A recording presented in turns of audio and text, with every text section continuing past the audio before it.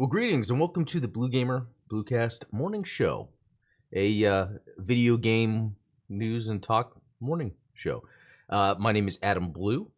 That's where the BlueGamer comes from. I actually started that moniker early 2000s, maybe late 90s, but early 2000s for sure when I was blogging. And then when I first did podcasting in the mid 2000s, I called it a Bluecast.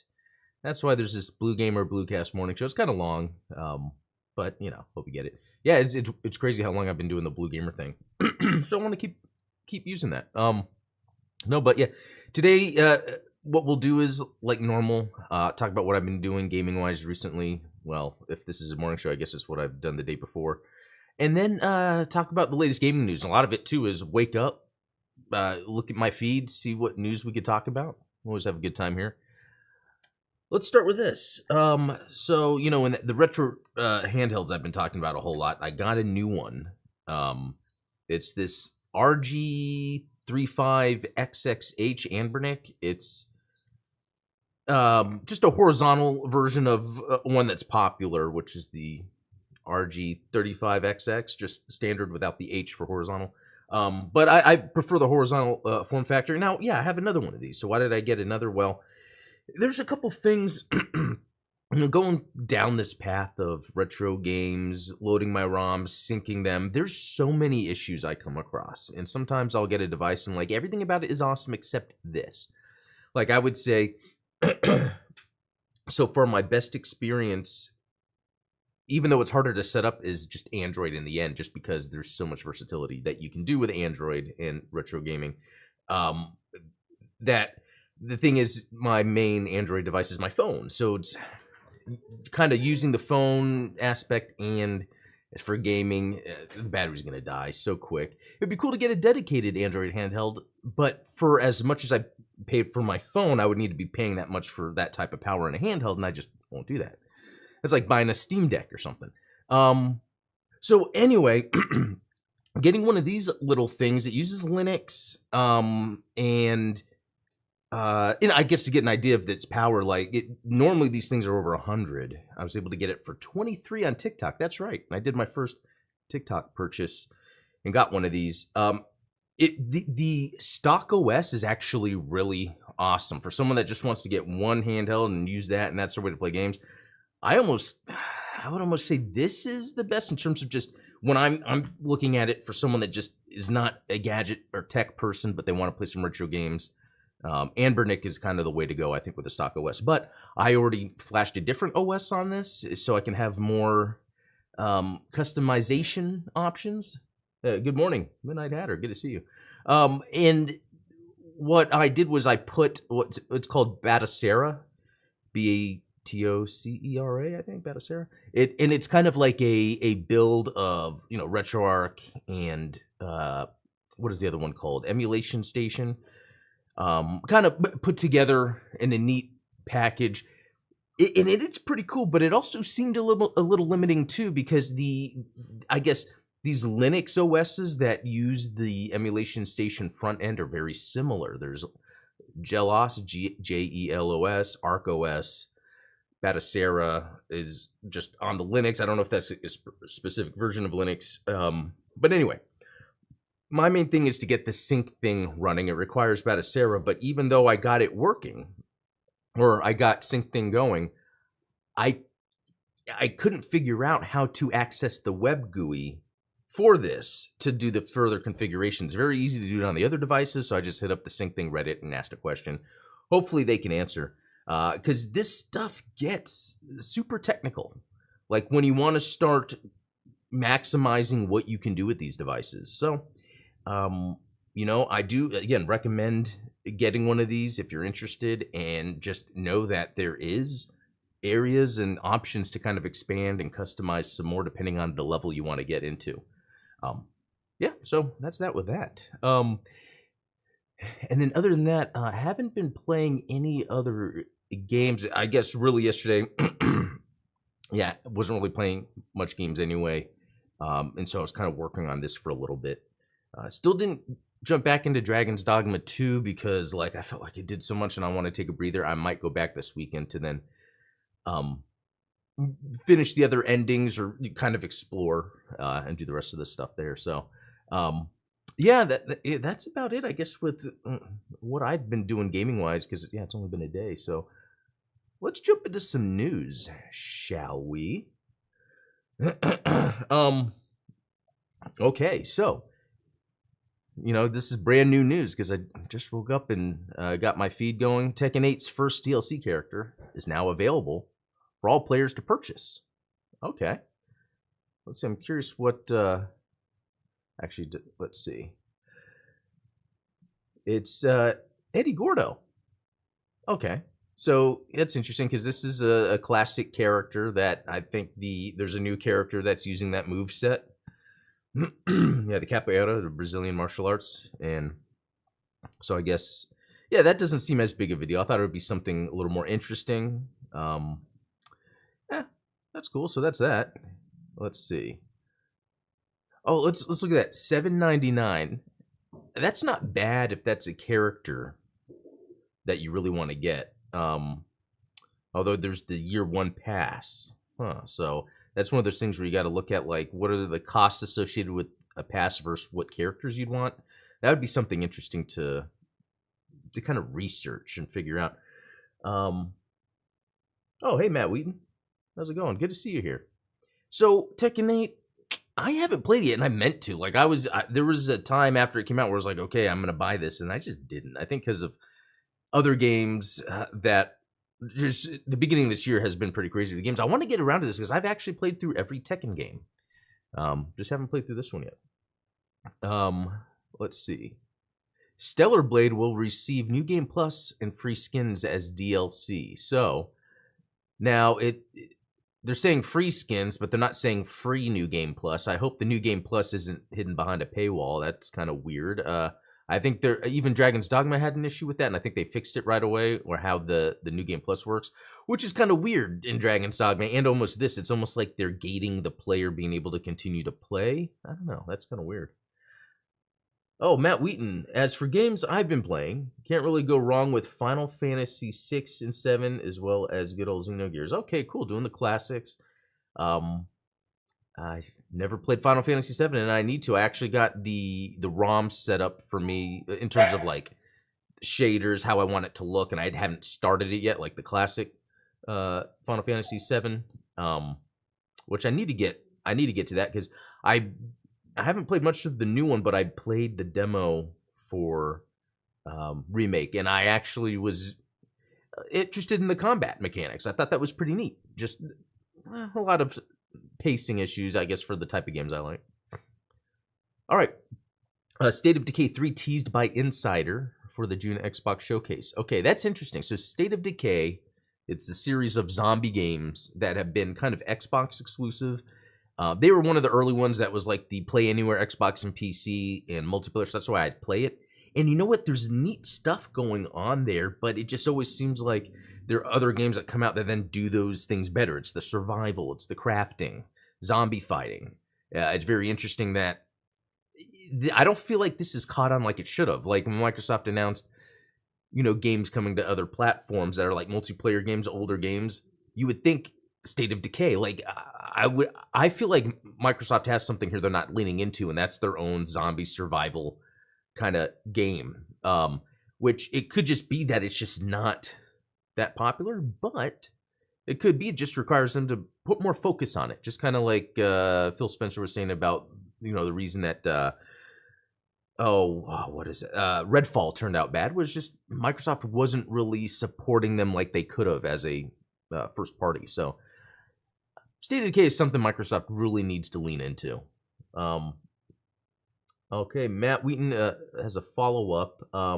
This is why I prefer retro and indie games mostly. As far as modern games go, they actually come complete. Yeah, it's a good point, especially nowadays if you're trying to emulate a recent game that maybe has been delisted and had a lot of DLC with it. Like, you have to kind of find those complete packages to play those.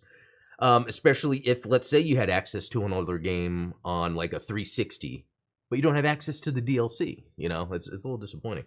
And that, yeah, that's the thing, and it kind of goes back to those retro handhelds, because you can kind of get a complete experience with a huge library. That, and I've been using the Seventh Heaven mods for the Steam release of Final Fantasy VII. Oh, I'll have to check that out. I haven't heard about the mods. And yeah, and that's another thing. Mods are sometimes pretty cool. I don't jump into mods too much. Like, for instance, I want to get through Chrono Trigger because I never have, but everyone says good things about it. But I've also heard that, hey, get this mod that kind of ups your XP. You can get through the game a lot quicker. Not that I'm trying to just get through the game, but I heard it's kind of grindy. Okay, let's see what else is going on here. Here's an opinion piece. We're in the era of the perennial game. Plan accordingly. Okay. Yeah, I get it. I think, video games get so big that a lot of publishers forget that they have a core audience that they can make money off of, as long as they are focusing the development of the game to be within that budget constraint. And a lot of times they don't. They're just trying to chase the money of a Fortnite. And I think there will always be these Fortnite or Roblox types that are the main things. These are the big mainstream appeal stuff. These are the MCU of video games. And then you get the smaller games that, as long as you keep them with, the lower budgets that are equal to what the game provides, that's I think this weird issue that's happening. We hear news that gaming is stagnating or something, or sales aren't as good, but the truth is games can only get so big, and then companies have to adjust to that, or the gaming market, your reach, I guess, really, of any kind of game platform service. You just got to understand how big the audience is, and if you're looking for more money, that's where the problem comes in, where maybe you need to get into a different business. But it's like that, again, I talk about with Hollywood, same type of thing happening. But yeah, having these pretty cool games where they're long-term platforms, if that's what they're even talking about in this article, it just popped up to me. Modern Warfare 3's latest free trial is live and includes new Season 3 content. I haven't played Modern Warfare 3 in a while. I had a lot of fun with it. Again, it's one of those things where it's just a gaming pastime. If there's other games out that are offering me more experiences with manipulating its mechanics, I'll jump to that. But I feel like there's more they could be doing with Call of Duty. I feel, even though it's successful, so maybe that's why they're not doing more. It kind of contradicting my previous point. I still think because of how big it is, there's more they can do in terms of, I don't know. I guess kind of like the Fortnite approach. When it comes to all the game types in Call of Duty, in the Call of Duty franchise right now, it's very cumbersome to move between game modes and look at your stuff. It's a mess. They need to kind of slim that down, showcase the game modes like Fortnite has been doing by copying Hulu, and having those little squares there that you could choose from. Well, yeah, something to work on. Relic hit with layoffs following sale from Sega. Ooh, that's disappointing. So Relic Entertainment has announced redundancies following its sale from Sega. In a statement shared on LinkedIn, the studio didn't specify the amount of employees who were let go. However, external development producer Robin Smale, I don't know, said 41 people were affected by the decision. Okay, 41.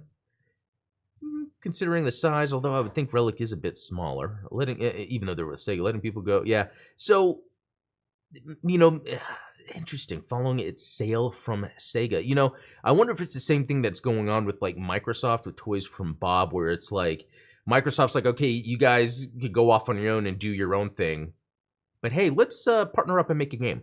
I can see that with Relic, where Relic is like, they're best operated on their own, but they can make bangers. Even though Company Heroes 3, I haven't played it, but it didn't get great reviews. I'd have to try it. Because at first I didn't think I'd like Company of Heroes 2, but I did. Midnight Hatter. Feedly looks like a fantastic aggregator of gaming news without the fluff. Yeah, I will throw in my favorite websites and kind of use that as a way to kind of get some quick news. Let's see. Like you said, COD has diluted their core fan base with stuff like Cheech and Chong skins. Yeah, I feel like they could do some more, because at the end of the day, shooting is shooting. You shoot in Fortnite, you shoot in Call of Duty. Call of Duty could probably especially with its online version. Could probably help itself more by diversifying that. And then something Matt Wheaton was saying, my favorite retro gaming emulation platform is definitely RetroArch, followed by PCX2, or and all those are great.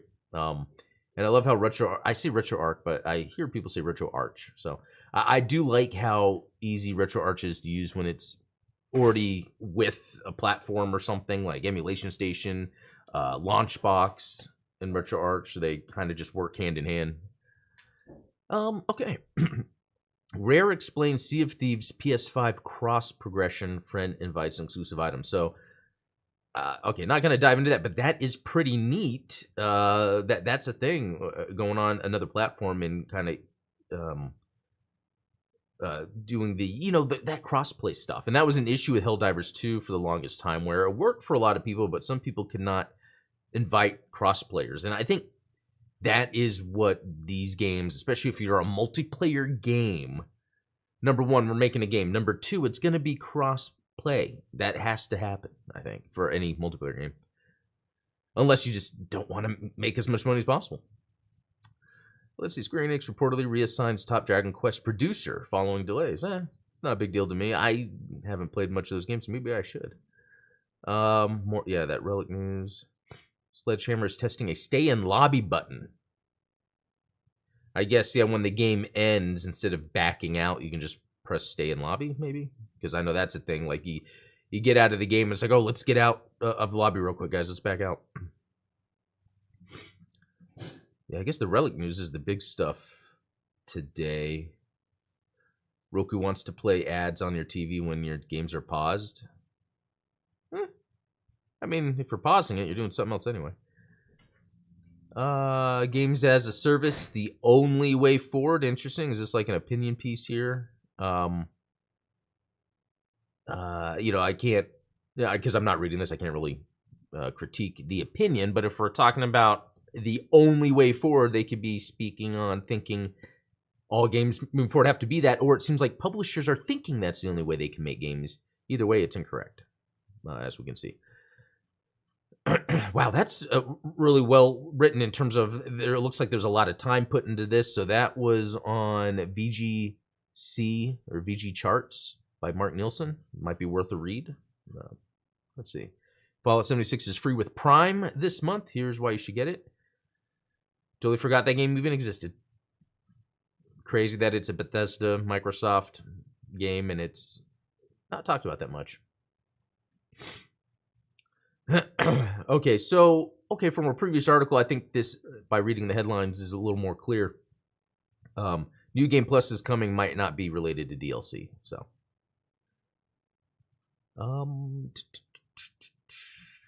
some repeat news from yesterday, because there's not too much crazy stuff. Helldivers 2 gets a new War Bond, which is like the season pass. Huh. It's just so cool seeing these Xbox games on PlayStation. Maybe that's about it. Again, news has been light, and some of these morning shows I do might be light. I might start doing it where, when I know there's not too much news going on, I'll probably prepare maybe a topic, because the past 2 days, what I was doing was I'd look at Feedly before starting these streams, or the night before, kind of get an idea of what to talk about. But there hasn't been too much news. I think just, or I guess news that I'm interested in. This looks interesting. Mobile game Star Wars Galaxy of Heroes is getting an enhanced PC port. Very interesting. Galaxy of Heroes is one of those standard mobile games where it's like, the turn-based sort of attack, team build, constantly building up your teams and all that. Interesting, enhanced. I wonder if they can make it work on PC in a way where it doesn't require the, I don't want to say the grind, but maybe the prompts, or even the what am I trying to say? Trying to entice you to pay for things. I'm curious what they would do. Taking a game like this, putting it on PC. Interesting. High resolution, 60 FPS. Okay. Is Escape from Tarkov down? That's a popular game. I don't play that too much. Okay, and this is getting into yesterday's news. Yeah, Power World raid bosses. I gotta try that sometime. Let's see.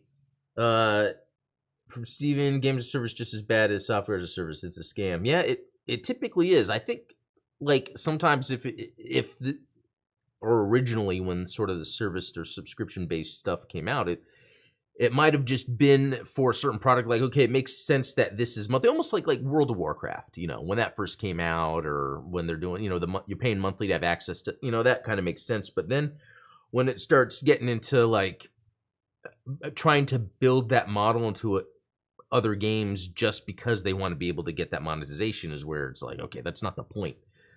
Usually the as a service part comes based in what it is you're trying to make. Maybe I'm trying to say. Let's see. Do a little gameplay.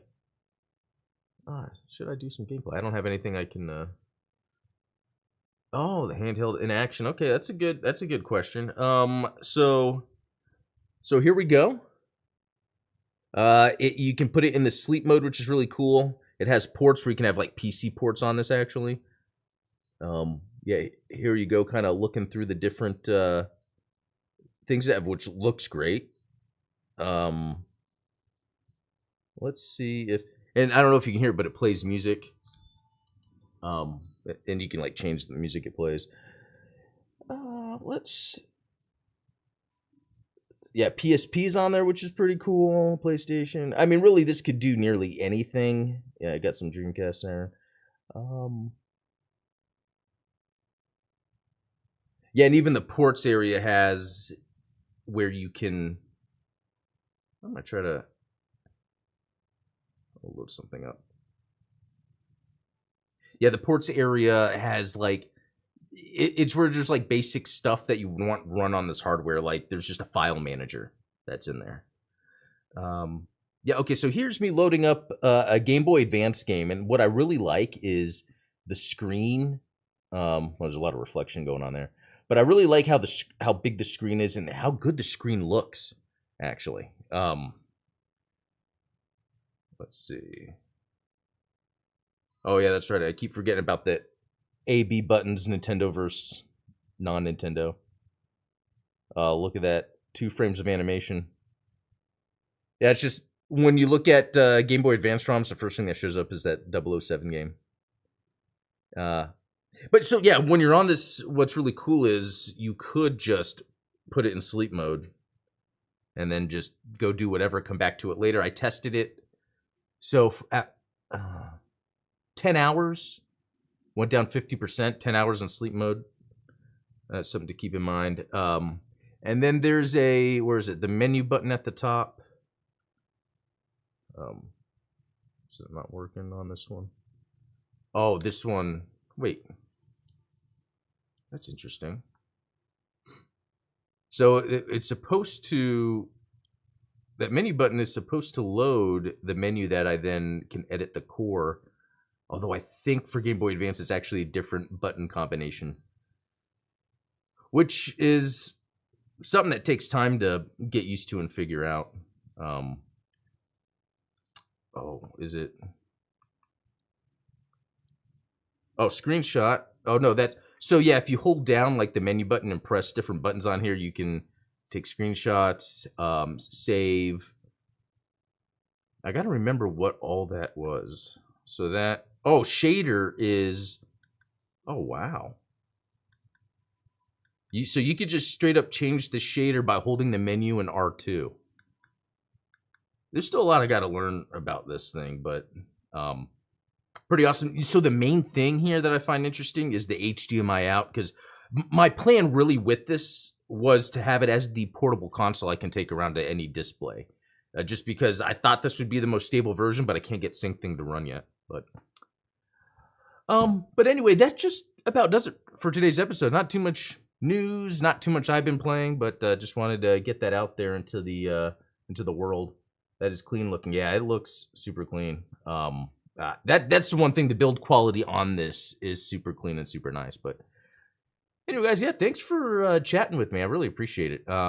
Yeah, and I hope to continue to do this kind of simple setup with news, what I've been playing. Yeah, have a good rest of the day. Have a good weekend, and we'll talk later. See y'all.